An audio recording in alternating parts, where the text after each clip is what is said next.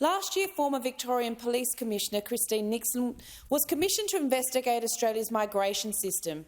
In your own words, that system is currently being used to facilitate some of the worst crimes that can be conducted, such as human trafficking and sex slavery. It was promised that this report would be made public before the last budget. My question is, why hasn't the report been released publicly yet, and when will it be released? Thank you. The Minister for Home Affairs and the Minister for Cybersecurity has the call. Thank you, Speaker. And can I really genuinely thank the member for McKellar for this question. She's right. There are some absolutely terrible things that we inherited in the immigration system, and there is a very large volume of work occurring on this matter at the moment. If I can just give the parliament a little bit of context, we arrived in government a year ago to find the immigration system in an absolute mess.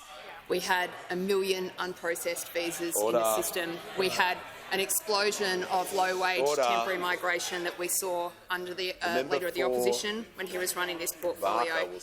And as the member points out, we had clear evidence that this system was being used to facilitate terrible crimes that I don't think anyone in this parliament would defend.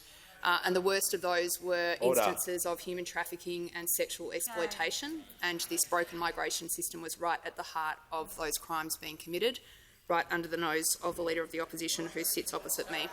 Now, there is an enormous amount of work underway to address these concerns at the moment, so it wasn't just the Nixon review, although I'll speak to that in just a second.